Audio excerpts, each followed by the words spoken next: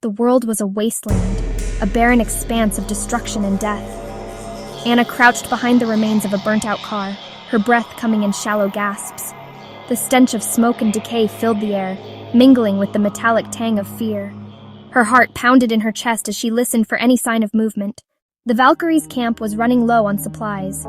Food and water had become scarce, and with winter approaching, their situation was growing desperate. Anna had volunteered to venture into the city, hoping to find something, anything that could sustain them. During an earlier scouting mission, Anna had spotted a grocery store. She hoped that there would still be supplies lying around for her and the team. As Anna made her way toward the grocery store, she cautiously navigated through the ruins of what was once a bustling metropolis. She looked sadly at the building's debris, their skeletal frames casting eerie shadows in the fading light. Every step was a reminder of the world they had lost.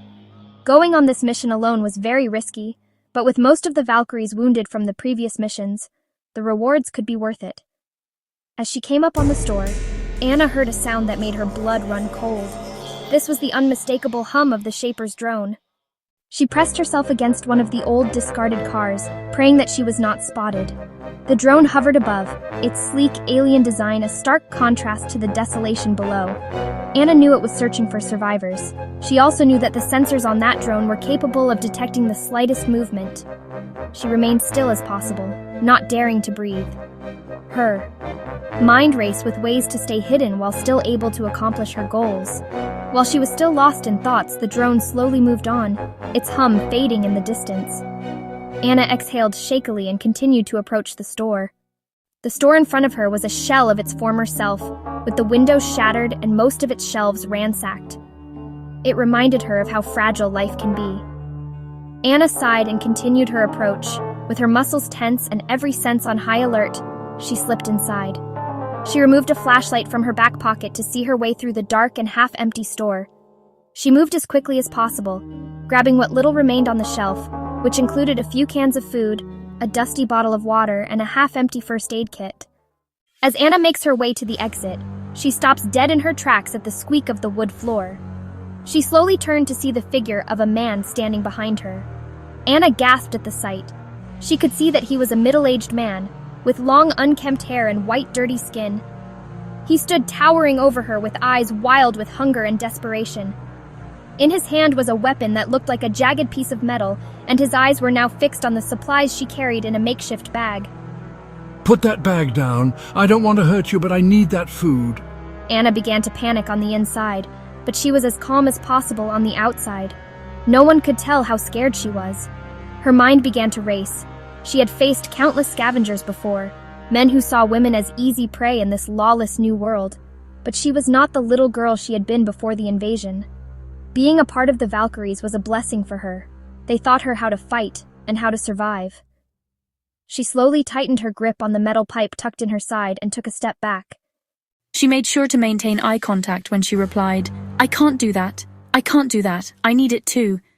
He lunged at her. Anna instinctively sidestepped him and swung the pipe she swiftly pulled from her side. The sound of the pipe connecting with his arm echoed in the empty store, and he cried out in pain. He fell to the ground, clutching his arm, but that didn't slow Anna down. Her frustration and rage over the last few months had come to the surface, and with all her might, she continued to hit him over and over again until he stopped moving. She crouched down and checked if he was still breathing. She sighed in relief when she could feel his breath on her fingers. Anna wants to survive in this vicious world, but she don't want to mercilessly kill every human she came across. She searched his pockets for anything she could find, and was surprised to find him with thousands of dollars tucked away in his pocket. Since the apocalypse, no one has had the use for money anymore. She sighed and continued her search. She felt a pang of guilt when she realized that apart from the money he had in his pocket, there was nothing else. Anna quickly pushed this feeling aside. She knew that there was no room for mercy in this world, not if she wanted to survive and protect the Valkyries. She gathered her supplies and hurried out of the store, her senses once again heightened by the adrenaline coursing through her veins. She made her way back towards the path she took to get here, and hurriedly made her way towards the camp. Anna knew in her heart that she could never let her guard down, and although her journey back to the camp was perilous, and every shadow a potential threat, She moved with purpose and determination to get back to her family, the Valkyries. By the time she reached the camp, the sun had set, casting the forest in deep darkness. The camp was located in a secluded clearing, blending into the surrounding trees. It was big enough to fit hundreds of people. It wasn't fancy, but it was shelter from the outside world, and a place Anna welcomed as home. A guard on duty spotted her and called out, alerting the others to her return. She entered the camp, the exhaustion on her face evident. Claire, her sister, hurried over, relief evident in her eyes. Anna, you're back. We were so worried. I'm fine. I found some supplies. It is not much, but it will help. All the other Valkyries gathered around, their faces a mixture of gratitude and concern. Anna handed over the food and water, watching as they distributed it among the group. The children, their faces gaunt with hunger, ate eagerly, their spirits lifting momentarily. The camp came to a settle for the night. Anna found herself by the fire, lost in thoughts. The world had changed, and so had she. She had grown into a leader, a protector, and a warrior.